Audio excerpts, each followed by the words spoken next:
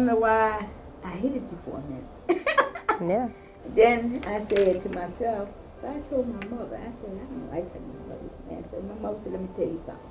You don't like her because she's trying to help you. I was an active addict for 16 years.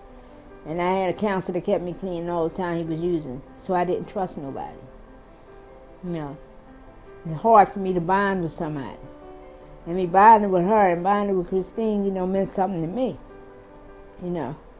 And it just separated just like that, you know, it just threw me off. Kept me clean. You know, she was there for me. She called me at home. She was always about programs and different things. The drug dealers come to me. I was Sister Mary Carlin. But it got to the point where, you know, I started feeling, I'm like, why am I doing this? It's crazy, I know. Why am I doing this? I mean, it didn't have to get to the point where I was out there running from the police or selling myself. Well, you know, can't run no way. But, you know, I never got out there. But I just, 4 years ago, I just said, this is it.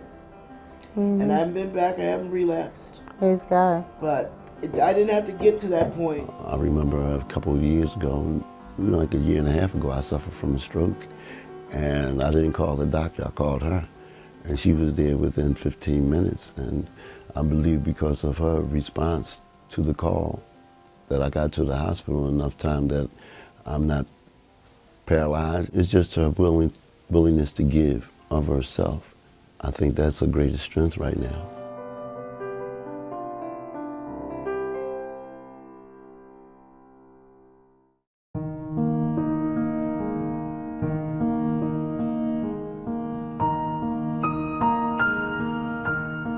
I love you too. Okay. Love you too, baby. God bless you. Yeah. Oops. It wasn't mine, boo. You know I love you, baby. Yelly, baby.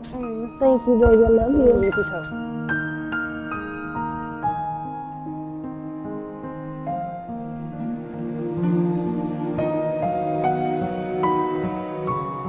There is a God.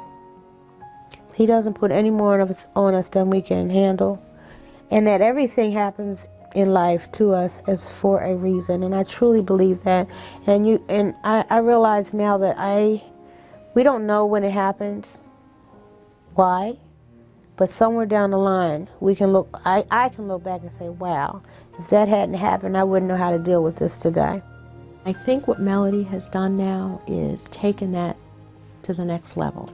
And her ultimate goal now is to help people, as many as she can, whenever she can, to try and break the cycle and become a better human being and get away from that life that affects millions of people today.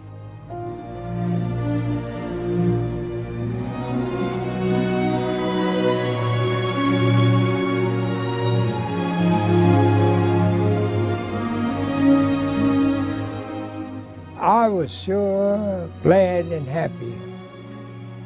See, I prayed for Melody each and every day and night. If good Lord would touch her and she'd straighten herself out, turn herself completely around.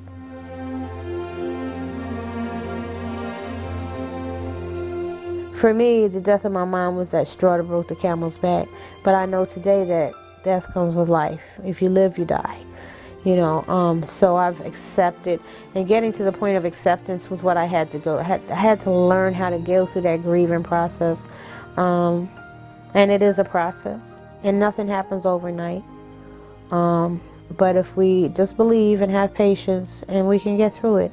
And again, like that message is, we do recover. Today, Melody knows she is not alone.